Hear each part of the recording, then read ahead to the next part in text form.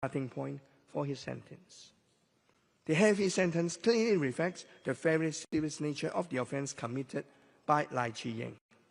The court's judgment illustrates that the rule of law in Hong Kong is robust. Criminal acts will never be tolerated, and no one is above the law. Notwithstanding the punishment, irreparable harm has already been inflicted on our society.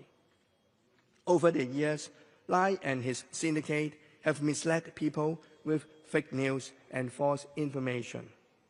Under Lai's control, Apple Daily, together with the external forces he colluded with, have poisoned young people by inciting hatred and glorifying violence, and driven Hong Kong into a state of frenzied radicalism during Black Cat violence. And it was a time when humanity was at stake.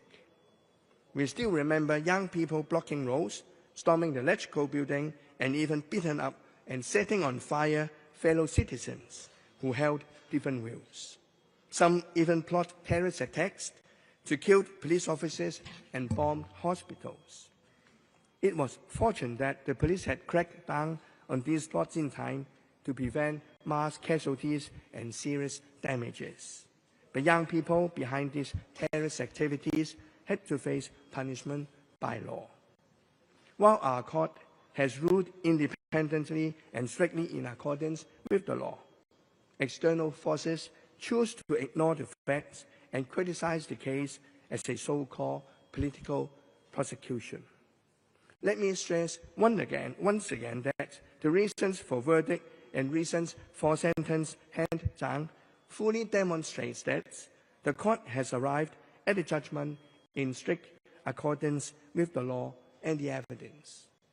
As highlighted by the Chief Justice earlier, the courts in Hong Kong concern themselves only with the law and the evidence, and not with any underlying matters of political, policies, or other non-legal considerations. Any suggestions that certain individuals should be immune from legal consequences for their illegal acts is no different from advocating a special privilege to break the law, and this totally runs contrary to the spirit of rule of law. The Lai Chih-ying case also has nothing to do with press freedom.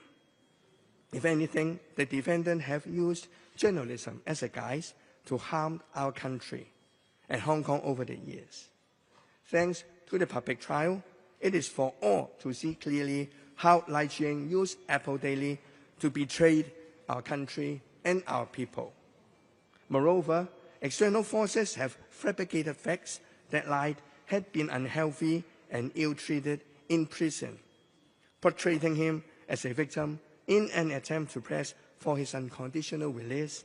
But these claims are simply false. Even Lai's own legal representative has clarified time and again that Lai has been receiving suitable treatment and care in prison with no complaints. As regards the concern about Lai Chih-ying's removal from the association from other persons in custody, or the so-called solitary confinement, and we have also repeatedly, again and again, that the arrangement has been made at Lai's own request. Although Lai Chih-ying and other defendants will face legal sanctions they deserved, and we must not overlook the national security risk Hong Kong SAR is still facing from hostile external forces and anti-China and the establishing elements abscond overseas. The Hong Kong SAR government will not watch with folded arms. Any acts that endanger our national security, we will pursue offenders vigorously, regardless of distance, until justice is done. We will refute baseless allegations and smearing resolutely by presenting the truth and facts for all to see. We will step up national security education to help our citizens better understand and do their parts in our combat against national security risks. Lastly, my heartfelt gratitude to the judiciary, the Department of Justice, the police force, the Correctional Services Department, and all parties concerned for doing their part in bringing Lai Chih-ying and his syndicate to justice.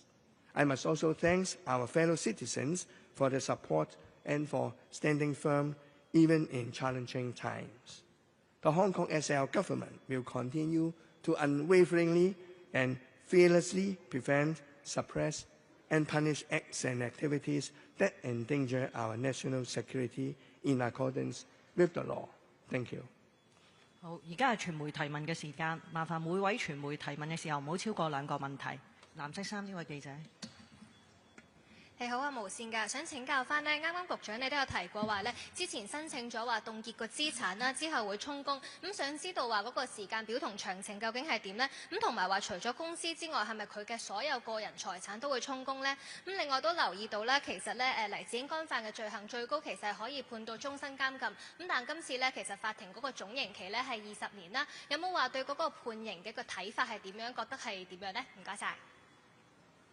係咁啊！首先呢，就住係我哋係我根據法例呢，係凍結咗包括黎智英本人同埋包括咧《蘋果日報》3間相關公司嘅一啲嘅金錢呢，係我哋政府係會係盡快根據法例呢，係進行呢個嘅係申請充公嘅程序。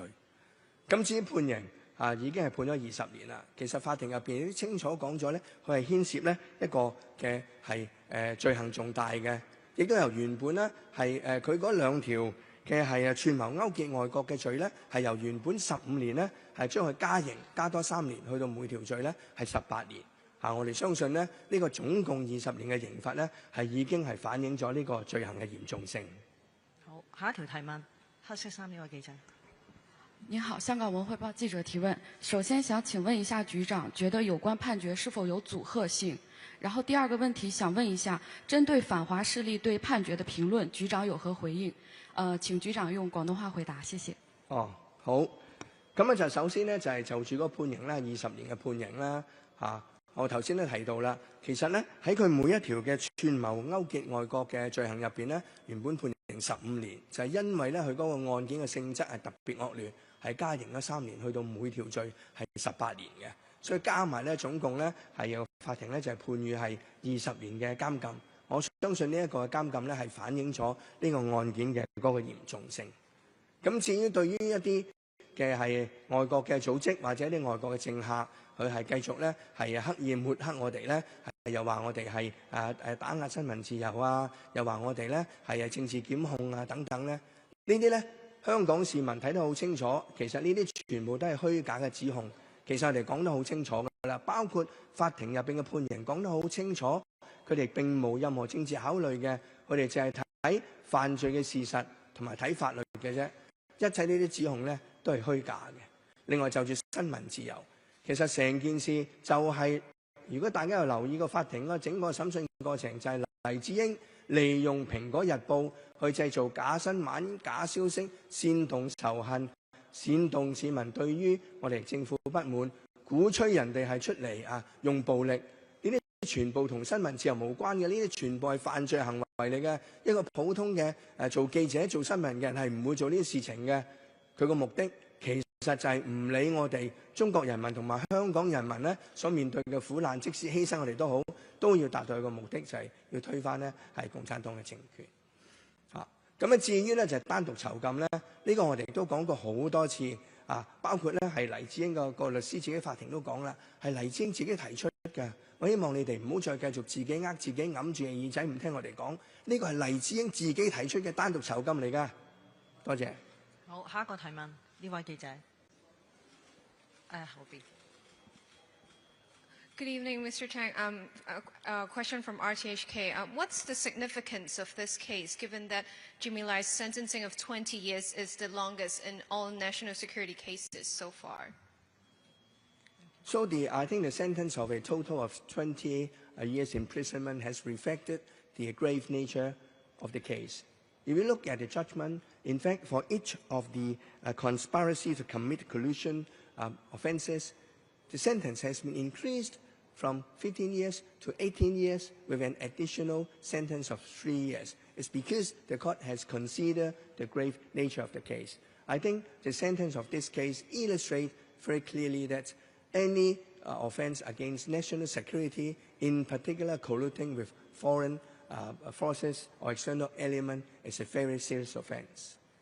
OK， 下一條提問，黑色衫呢位記者。你好，局長，獨媒記者，我想問下黎智英係咪唔會獲得行為良好3分1嘅減刑呢？